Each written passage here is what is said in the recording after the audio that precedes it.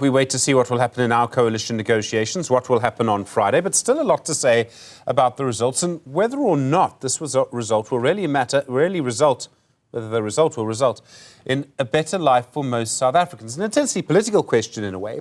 Dr Vishwas Satgar is from the Climate Justice Charter Movement. He's an academic and an activist. Dr Satgar, good afternoon to you. If you look at our problems, we need a sustained, concerted, united effort over a long time to reduce inequality, to reduce poverty.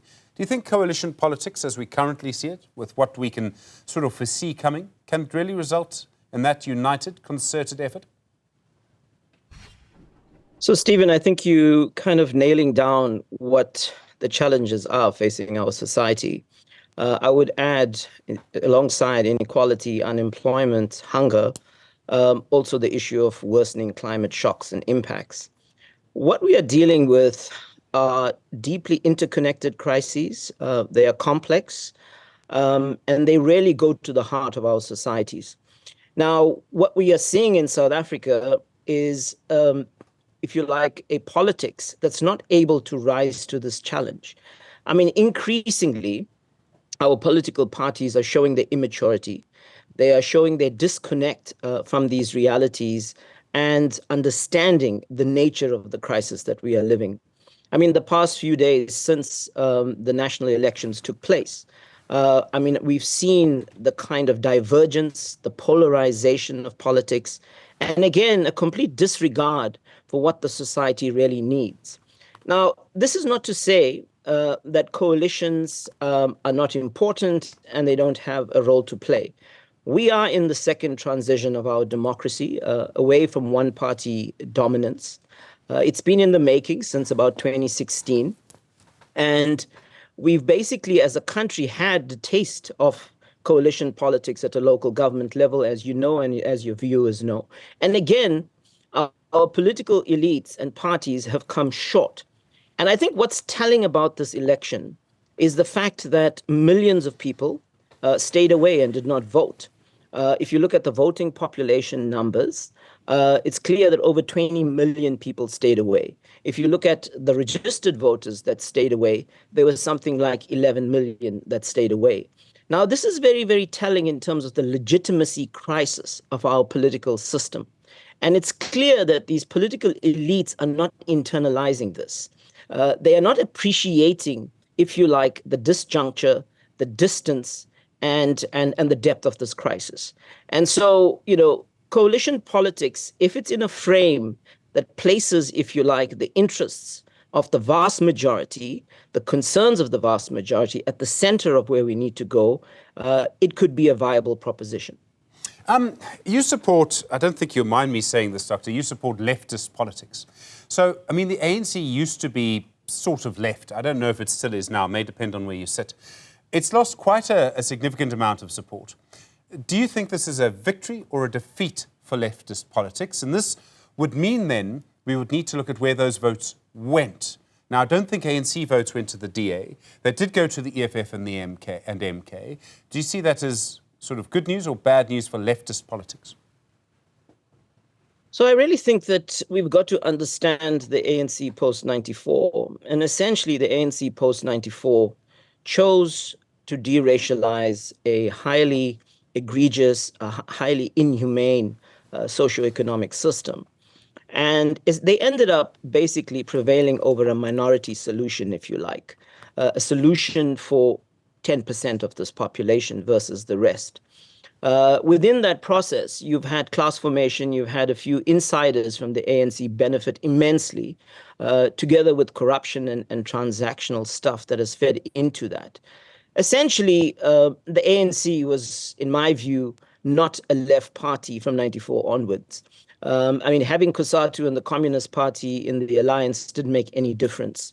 They were part of that project. They're responsible or co-responsible for creating that project, its harms, its consequences, and its contradictions. But at the same time, I think what's striking about this election is that, yes, there's another split that's come out of the ANC. And again, the ANC is living through another moment of if you like, its own internal kind of dynamics turning on itself, sort of self-inflicting wounds. I mean, the break by the MK party is significant in that regard. But there is something else telling about these elections, and that is money didn't, if you like, prevail. I mean, there were various pop-up parties that emerged. I think a lot of the elites in our power structure thought that money would position an alternative to the ANC, and now that didn't pan out. And I think this speaks to what we started talking about, the depth of the crisis we are facing. We are facing, if you were to sum it up, a crisis of legitimacy of our political institutions, and this hasn't been internalized by ruling elites. But secondly, we are facing a desperate society for all the dynamics you and I have talked about: climate, unemployment, hunger, and so on. Now, if we are to move the country forward, in my view, we need to talk about the needs of the country around these issues, front and center. In other words, substance has to lead our national conversation. How are we going to solve the South African problematic? How are we going to place South Africa on a new trajectory? And that brings me, Stephen, to the whole question of renewing our social contract. What the ANC did from 94/96 onwards was actually unravel a social contract. South Africa needs the new social contract. And for those of us sitting in the climate justice space, we will call it a climate emergency social contract that speaks to the legitimacy crisis that exists in our political system, in our institutional system, but at the same time speaks to the depth of the systemic and poly crisis. So, Dr. Satgar, I mean, there are interesting things to this, because climate change, sure, most of the political parties spoke about it in their manifestos. None of them really campaigned on it. I mean, I don't think anyone spoke. I mean, if you had to put all of the political leaders' speeches together, never mind their manifestos, but their speeches together of the 4 or 5 top parties, I don't think you would get more than 15 or 20 minutes on climate change from all of them, you know, is my point. And what you actually see in other countries, there's a sort of iron law of democratic politics, which is that if living standards go down, if people's lived experience deteriorates, if you get the economy wrong, the party in charge tends to be kicked out.